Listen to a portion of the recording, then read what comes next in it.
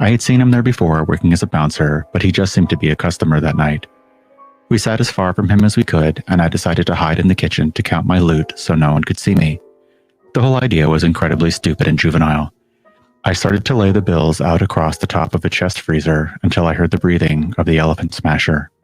The angel dust dude had followed me back there. I could fucking kill you right now. His eyes were half open and googling in circles. I'm sure you could. I like that money, and I like to kill, and I could kill you easily. I felt like I was caught eating cheap sweet and sour pork over a sink filled with piss. He screamed a high-pitched scream in my face and then started cackling. Time had stopped, and my mind had stopped. He grabbed a $20 bill, lit it with a lighter, and then waved it in front of his eyes for a long time. He walked out of the kitchen, led by the flame.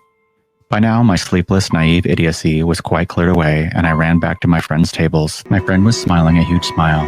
2 cigarettes were hanging out of her mouth as she watched the dancer straddle me and squished down onto my lap. The dancer's face had been severely burned. She had almost no nose, just 2 holes, no upper lip, and 1 eye that was almost completely grown over with wrinkled skin. Her body was very nice.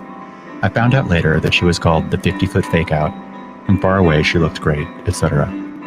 A song she liked came on, and she shimmied an excited shimmy. Her arms were around my neck, and her body was pressed into my face. The room began to spin, and I threw up all over her tits. "Oh God, I'm so sorry," I said. "It's not you, it's not you." She looked at me with no expression. "Give me $50, she said in a croaking voice. I handed it over. The bouncer was standing next to us by now and seemed jaded out of his mind. Like a cartoon, he grabbed me by the back of my collar and chucked me out the door. My friends followed me and were laughing so hard 2 of them were lying on the pavement. The stage was now owned by a natural and curvy, 1955-looking blonde woman with 1 arm that stopped at the elbow.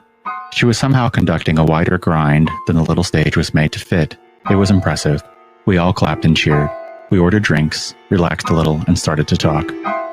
After about 10 minutes, we heard a crashing and shouting and turned to see the angel dust guy standing in front of the bar, grabbing the leg of the blonde dancer and punching her in the stomach. The bartender was waving a baseball bat in his face, and the bouncer who was actually working the door that night was yelling, "Marcus, stop! Marcus, stop!" The dancer was trying not to fall onto the bottles each time she was punched.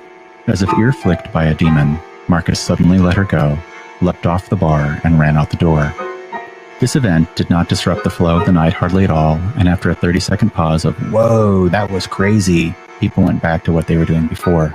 I had shit and pissed in my pants, and no one wanted to deal with it.